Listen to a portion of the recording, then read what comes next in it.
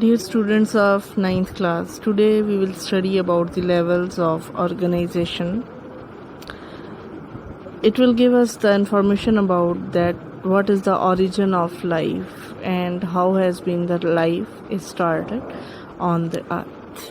This is a very interesting topic and it is one of the most important topic in your previous board exams. So you have to listen it carefully and you can ask any question if there is any sort of query you are facing.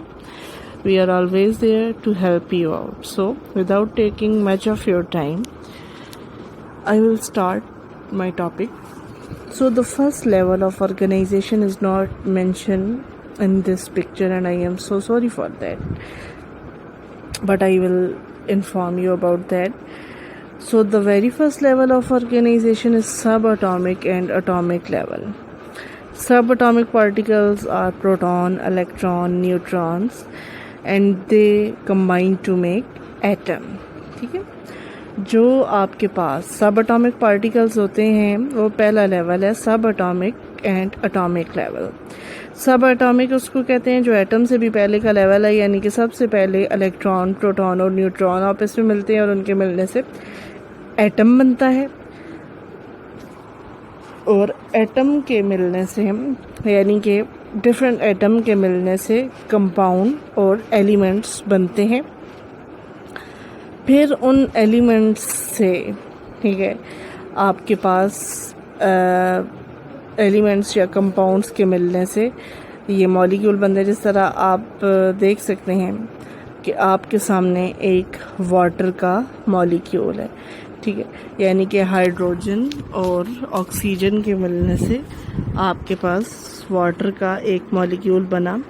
तो molecules की क्या definition होगी? Groups of atoms smallest unit of most chemical compound, के बहुत सारे group of atom के combine होने से बनता है मॉलिक्यूल और ये smallest unit of chemical compound है. यानी कि डीएनए को अगर आप देखें तो उसका सबसे स्मॉलेस्ट यूनिट होगा मॉलिक्यूल. वाटर को आप देखें उसका स्मॉलेस्ट यूनिट होगा मॉलिक्यूल. अब मॉलिक्यूल्स के मिलने से डायरेक्ट सेल नहीं बन जाते, बात आपने याद रखनी है. मॉलिक्यूल्स के मिलने से ऑर्गेनेलीज बनती है. अब बहुत से लोग ऑर्गन और ऑर्गेनेलीज में फ़र्क नहीं समझते. बात ये होती है बच्चे कि जो आपके सेल के अंदर चीज़ें रहती हैं उन्हें हम कहते हैं ऑर्गेनेलीज, ठीक है. और ऑर्गन बहुत बड़ा लेवल है.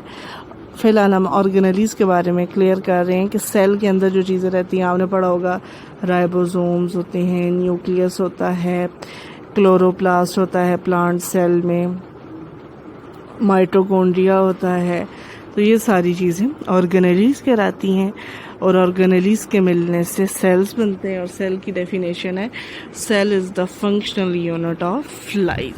यानी कि आपको अगर बहुत ही बारीकी में देखा जाए या किसी भी लिविंग ऑर्गेनिज्म को, तो उसके अंदर जो सबसे छोटा यूनिट होगा अकाई, जिससे वो मिल के बना है. जैसे अगर हम अपना घर तोड़ दें तो बीच में से ईंटें निकलेंगी, तो हाउस का स्मॉलेस्ट यूनिट है एक ब्रिक. इसी तरह अगर आपका ब्रेक डाउन हो या किसी भी लिविंग ऑर्गेनिज्म का, तो उसमें जो सबसे छोटी तरीन चीज़ है वो सेल है. तो ये हमारा बेसिक यूनिट है. अब यहाँ पे आपको एक सेल की टाइप दिखाई गई है, नर्व सेल. आप यहाँ कोई भी टाइप ले सकते हैं. मसल सेल्स होते हैं, नर्व सेल्स होते हैं, बोन के भी सेल्स होते हैं, ठीक है. लंग्स के अपने सेल्स होते हैं जिन्हें हम एल्वेओलाई कहते हैं. स्किन के सेल्स होते हैं. इन्होंने नर्व सेल दिखाए हैं, ठीक है. अब यहाँ पे स्पेसिफिसिटी स्टार्ट होगी क्योंकि वो हमें सिर्फ एट अ टाइम पे एक फंक्शन ही इस पिक्चर में समझा सकते थे. तो उन्होंने नर्व सेल लिया. अब बहुत सारे सेम टाइप ऑफ सेल्स जब आप इसमें मिलते हैं, इससे ऊपर वाले लेवल में अगर आप जाके देखें, group of cells, group of same cell is known as tissues. फिर same type of tissues combine to make an organ, like nerve cells combine to make nerve tissues and nerve tissues combine to make an organ called as brain, ठीक है। Some of nerve cells combine to make spinal cord and some of nerve cell make our nerves, ठीक है। यानी कि यहाँ पे आपके पास जो नर्व सेल है वो सिर्फ ब्रेन इस पिक्चर में दिखाई गए, लेकिन नर्व टिश्यूज़ जो हैं वो स्पाइनल कॉर्ड भी बनाते हैं, न्यूरॉन्स भी बनाते हैं और ब्रेन भी बनाते हैं। तो सेम टाइप ऑफ टिश्यूज़ मिल के ऑर्गन बनाते हैं और डिफरेंट ऑर्गन्स जिनकी जॉब सेम हो, बात याद रखनी है। Different organs having same function combine to make an organ system. अब नर्व टिश्यूज़ ने क्या बनाया? ब्रेन, स्पाइनल कॉर्ड और न्यूरॉन्स। ब्रेन, स्पाइनल कॉर्ड और न्यूरॉन्स तीनों का काम आपस में मिलता जुलता है, तो ये मिल के एक सिस्टम बना लेंगे जिसे हम नर्वस सिस्टम कहेंगे। ये बात आपने याद रखनी है कि same type of cell combine to make tissue, same type of tissue combine to make an organ, लेकिन उसके बाद डिफरेंट का वर्ड यूज़ होना शुरू हो जाएगा कि डिफरेंट ऑर्गन्स हैविंग रिलेटेड या same function combine to make an organ system. उसके बाद आता है जी इंडिविजुअल लेवल। जिस तरह यहाँ पे आपस नर्वस सिस्टम बना, ठीक है। मैंने आपको बताया कि ये सिर्फ एक सिस्टम को लेके चल रहे हैं, हम साथ और भी सिस्टम इंक्लूड कर लेते हैं, जैसे कि nervous system, circulatory system, respiratory system, excretory system, urinary system, reproductive system है, ठीक है। और भी बहुत से सिस्टम है हमारी बॉडी में, वो सारे सिस्टम मिलके एक इंडिविजुअल बना देते हैं या एक लिविंग ऑर्गेनिज्म बना देते हैं। अब इन लिविंग ऑर्गेनिजम्स का एक वक्त में एक ख़ास जगह पे एक ख़ास टाइम पे रहना, यानी कि group of organisms living at same place, at same area, at same time. जिस तरह आपकी क्लास होती है, ठीक है, सुबह आप जाते हो क्लास में कोई नहीं होता, पॉपुलेशन 0 होती है। लेट्स सपोज आपकी टोटल स्ट्रेंथ 20 है, ठीक है। आप आहिस्ता आहिस्ता करके 20 बच्चे पूरे होते हो।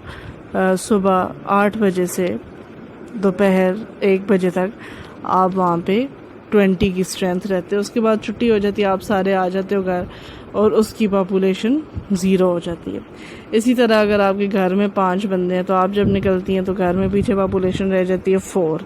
इसलिए पॉपुलेशन में टाइम की इन्वॉल्वमेंट बहुत ज़्यादा होती है। आप देखते हैं जब भी पाकिस्तान की पॉपुलेशन बताई जाएगी, आपको पाकिस्तान एक सेम एरिया, उसमें सेम ऑर्गेनिज्म यानी कि इंसान, और उनकी एक ख़ास टाइम में, ये टाइम सालों का भी हो सकता है, ये टाइम घंटों का भी हो सकता है। जैसे कह दें जी पाकिस्तान में 2014 से 2015 तक की आबादी 18 करोड़ थी, ठीक है, लेट्स सपोज। तो इसमें टाइम, सेम प्लेस और सेम इंडिविजुअल्स यानी कि सेम काइंड ऑफ स्पीशीज़, ये तीनों शराइत होती हैं पॉपुलेशन में। जिस तरह आपको ऊपर एक हर्ड दिखाया गया, हर्ड कहते हैं झुंड को, और बाइसन इस ऑर्गेनिज्म का नाम है, ठीक है।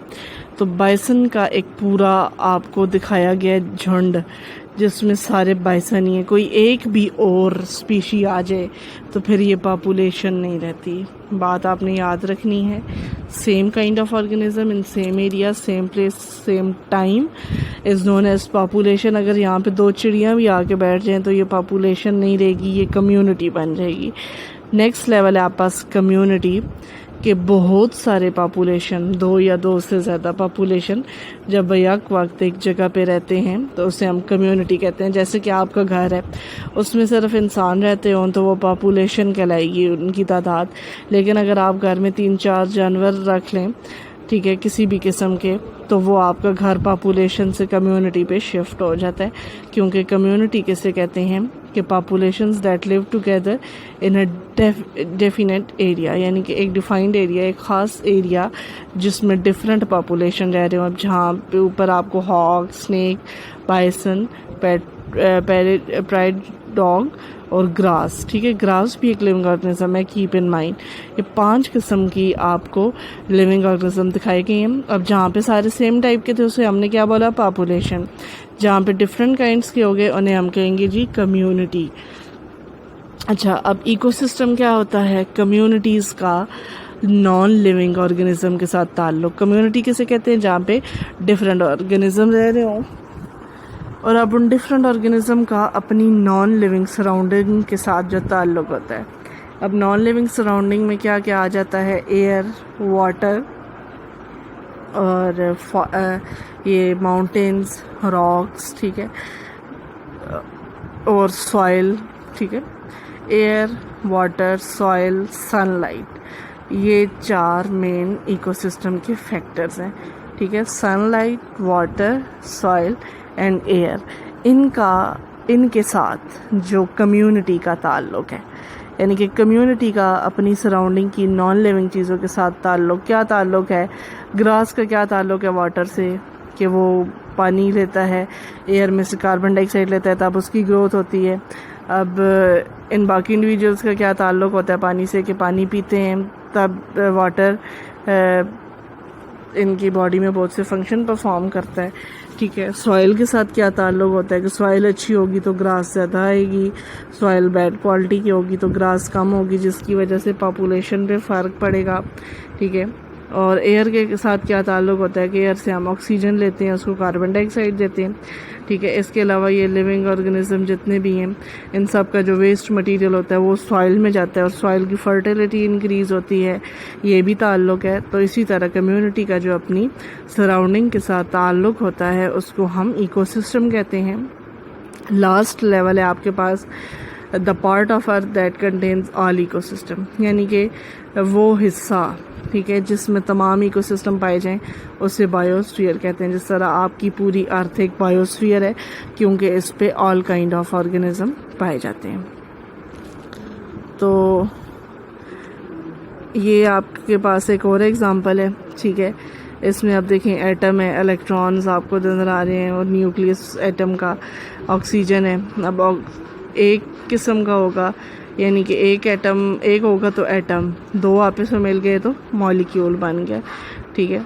उसके बाद मैक्रो मॉलिक्यूल यानी कि बड़ा मॉलिक्यूल बन गया जब मज़ीद डिफरेंट ऑक्सीजन के मॉलिक्यूल्स आपस में मिल जाएंगे। उसके बाद सेल बना, सेल से पहले मॉलिक्यूल्स मिलके ऑर्गेनेलीज बनाते हैं जो कि आपको दिखाई ही हैं।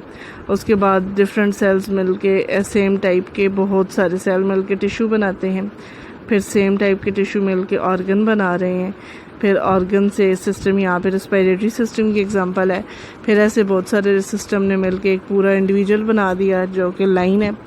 अब यहाँ पे प्राइड ऑफ लाइंस, आपने एक बात याद रखनी है कि अब देखें पीछे हमारे पास बेसन के लिए वर्ड यूज़ किया गया था हर्ड, ठीक है, झुंड, लेकिन इसी तरह शेर के झुंड को कहते हैं प्राइड। ये आपके लिए एक इंटरेस्टिंग बात है कि डिफरेंट चीज़ों के झुंड का इंग्लिश में डिफरेंट नाम होता है, और ये आप जब हायर लेवल पे बायोलॉजी पढ़ेंगे तो ये एक बहुत इंटरेस्टिंग चीज़ आपने बल्कि नेट से सर्च करके देखना भी है और उसको शेयर करना है कि डिफरेंट चीज़ों के झुंड को हम इंग्लिश में क्या कहते हैं। ये है प्राइड ऑफ लाइंस, यानी कि शेरों का झुंड।